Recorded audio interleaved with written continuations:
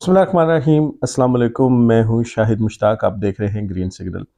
رات کو ایک بہت بڑا جلسہ پاکستان تحریک انصاف کی طرف سے مینار پاکستان پہ کیا گیا۔ سارے پاکستان نے اس کو لائیو دیکھا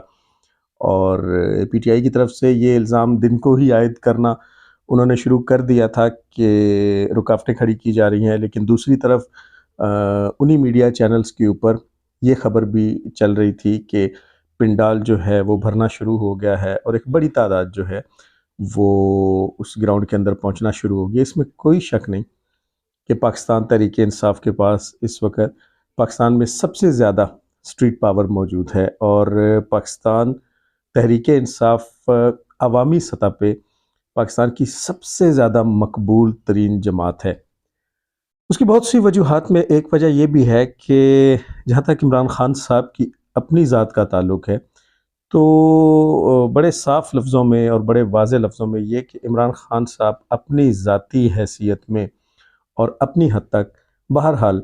چور نہیں ہیں، ڈاکو نہیں ہیں، لٹیرے نہیں ہیں، کرپٹ نہیں ہیں، اور ملکی خزانے کو عمران خان صاحب کی طرف سے کسی قسم کا نقصان نہیں پہنچایا گیا۔ دوسری جانب عمران خان صاحب کے دائیں اور بائیں جو لوگ کھڑے ہیں، جو پاکستان تحریک انصاف میں مختلف جماعتوں سے آ کے شامل ہوئے ہیں، جو پیرا شوٹرز ہیں، انہوں نے کس کس سطح پہ نقصان پہنچایا ہے، انہوں نے کتنی کرپشن کی ہے،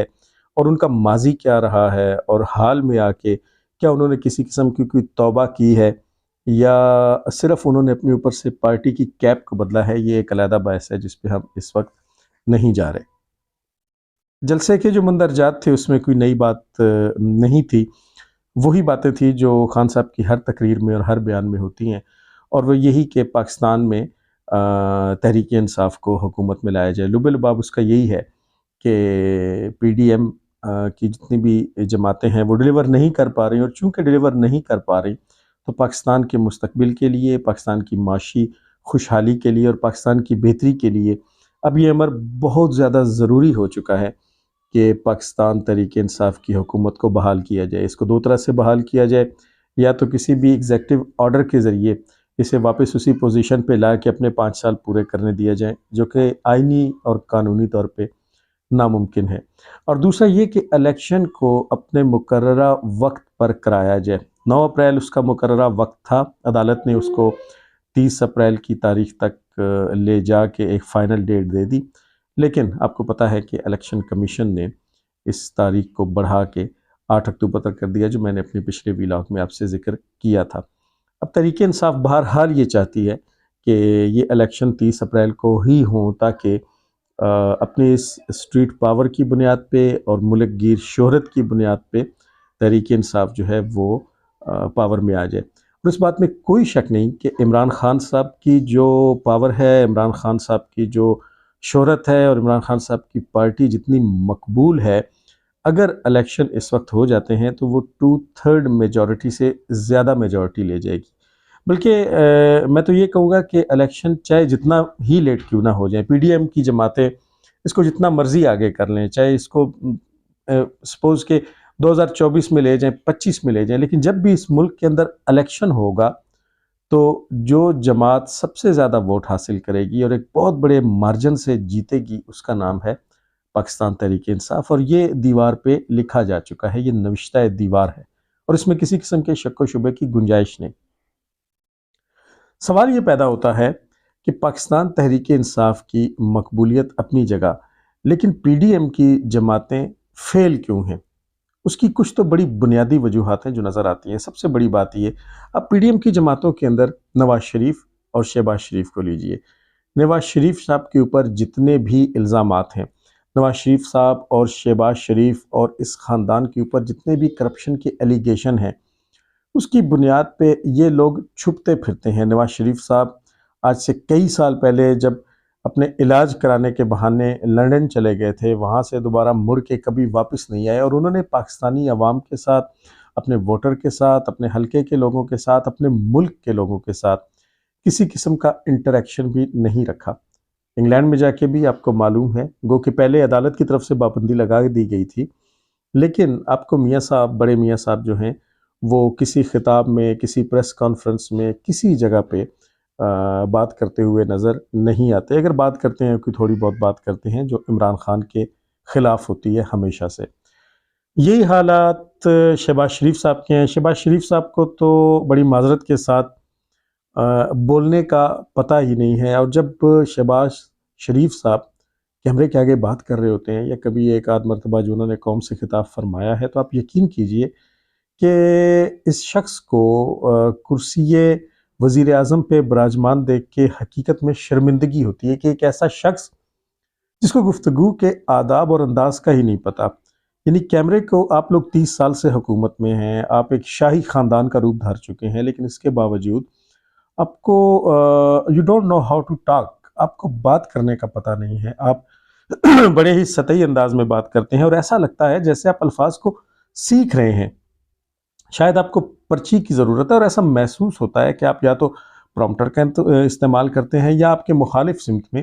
کیمرے کے پیچھے لوگ بڑی بڑی شیٹس کے اوپر وہ پوائنٹس لکھ کے کھڑے ہیں جنہیں آپ پڑھ کے رٹے رٹائے جملے کے طور پہ قوم کو سنا رہے ہیں.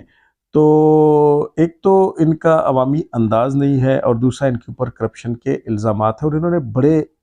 بڑے منصوبوں کے اندر بہت کرپشن کی ہے، اس میں کوئی شک نہیں. اب آپ آ جائیے زرداری کی طرف. زرداری شروع سے مسٹر 10% کہلاتے ہیں، اور زرداری نے سندھ کو جس طریقے سے تباہ کیا، اور وہ لوگ کہ جو اندرون سندھ سے واقف ہیں اور وہ سندھ کے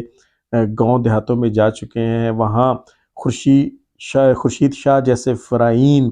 اور زرداری کے باقی تمام لوگ آس پاس جو بیٹھے ہوتے ہیں. آپ تالپور خاندان کو دیکھیے،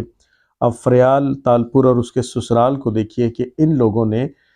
سندھی عوام کا گلا دبا رکھا ہے. وڈیرا سسٹم یہاں پہ رائج ہے، اور سب سے بڑے وڈیرے یہی ہیں. کرپشن کی انہوں نے اپنے اپنے دور میں انتہا کی ہے. پیپلز پارٹی کا سابقہ دور اگر آپ دیکھیں تو واقعی لانچوں کے اندر پیسہ بھر کے دبئی اور عمان کے راستے باہر کے ممالک کے اندر شفٹ کیا گیا ہے، اس کو منتقل کیا گیا ہے. تو پیپلز پارٹی کی کرپشن کا کوئی ثانی. آج کل جو بڑی لمبی زبان نکلی ہوئی ہے شرجیل میمن کی، اس شرجیل میمن سے زیادہ کرپٹ وزیر سندھ کی دھرتی نے نہیں دیکھا. ڈاکٹر عاصم حسین وزیر پیٹرولیم نے کتنی کرپشن کی اور اس کے بعد کیا صورتحال رہی وہ آپ کے سامنے ہے. نذر محمد گوندل گو کہ اب وہ پی ٹی آئی میں ہیں اور ایک لانڈری میں آ چکے ہیں، لیکن جب وہ پاکستان پیپلز پارٹی کے وزیر تھے تو کرپشن کی جو انتہا نذر محمد گوندل اور نذر محمد گوندل کے بھائی نے کی وہ کسی سے ڈھکی چھپی نہیں. راجہ پرویز اشرف، یوسف رضا گیلانی، یہ سب ایک انتہائی شرمناک کردار پاکستان کی تاریخ کا ہے. تو یقینی طور پہ عوام ان سے نہ صرف نفرت کرتی ہے بلکہ ان کو دوبارہ ہرگز پاور میں نہیں دیکھنا چاہتی. مولانا فضل الرحمان کو لیجئے، اس شخص کے ساتھ مولانا کہنا لفظ مولانا کی بڑی توہین ہے. ڈیزل کے پرمٹ سے لے کر ہر قسم کی کرپشن اور چوری تک یہ کالا دھندا اور یہ کالا دھبا فضل الرحمان کے چہرے کے اوپر تا دم مرگ رہے گا. اور فضل الرحمان نے کچھ ڈلیور نہیں کیا. بطور چیئرمین کشمیر کمیٹی فضل الرحمان نے جس طریقے سے کشمیر کے کیس کو لپیٹ ڈالا وہ سب کے سامنے ہے. گویا وہ تمام چیزیں جو عوامی فلاح کی ہیں وہ تمام چیزیں جو پبلک انٹرسٹ کی ہیں، اور وہ تمام چیزیں جو پاکستانی عوام حکمرانوں سے چاہتے ہیں، ان کو روند دیا پی ڈی ایم کی ان تمام جماعتوں نے. پی ڈی ایم کی کرپشن کی وجہ سے 75 سالوں میں پاکستان کا، چلیں آپ 75 سالوں کو چھوڑیں لیکن کم از کم پچھلے 30 سال، جس میں آپ اس کو جنرل ضیاء کے دور کے بعد سے لے لیجئے، بے نظیر بھٹو نواز شریف، بے نظیر بھٹو نواز شریف، اور اس عرصے کے اندر پاکستان کا جو حال ہوا ہے، جہاں ہماری اکانومی چلی گئی، جہاں ہمارا ڈالر چلا گیا، اس سب کے یہ ذمہ دار ہیں. آئی ایم ایف کے پاس بھی یہی گئے تھے. خان صاحب کی پہلی حکومت نو ڈاؤٹ کہ نا تجربہ کار ضرور تھی، اور خان صاحب پاور کے اس لیول پہ پہلی مرتبہ آئے تھے، اور یقیناً عمران خان سے اس معاملے میں کافی غلطیاں سرزد ہوئی ہیں، لیکن اس کے باوجود آپ عمران خان کو کرپٹ نہیں کہہ سکتے. اگر آپ تمام جماعتوں کو سامنے بٹھا کے دیکھتے ہیں تو آپ کو سب سے زیادہ اجلا اور صاف ستھرا چہرہ جو ہے وہ عمران خان ہی کا نظر آتا ہے. تو گویا اتنی مہنگائی جو عمران خان کے دور میں شروع ہوئی، اور عمران خان کے دور میں عثمان بزدار جیسے لوگوں کو مسند وزیر اعلیٰ عنایت کرنے کے باوجود، اور پرویز الہی جیسے ڈاکوؤں کو اپنا صدر بنانے کے باوجود لوگوں کو اپنے مسائل اور مشکلات کا واحد حل جس شخصیت کی صورت میں نظر آتا ہے اس کا نام عمران خان ہے۔ تو یہ نوشتہ دیوار ہے کہ جب بھی پاکستان میں الیکشن ہوں گے، عمران خان کی پارٹی ضرور جیتے گی۔ عمران خان کی پارٹی سے وابستہ امیدوں کا خیال اب عمران خان کو رکھنا ہے، اور اس کی سب سے بڑا اقدام اس میں یہ ہونا چاہیے کہ عمران خان صاحب اپنے ارد گرد لوگوں کی صفائی کرے۔ جمشید دستی جیسے لوگوں کو اٹھا کے اپنی پارٹی کے اندر شامل کر لینا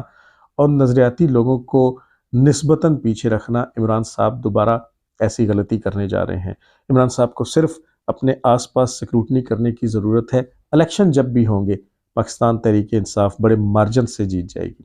آج تک کے لیے اتنا ہی، انشاءاللہ اگلے ولاگ میں آپ سے دوبارہ ملاقات ہوگی۔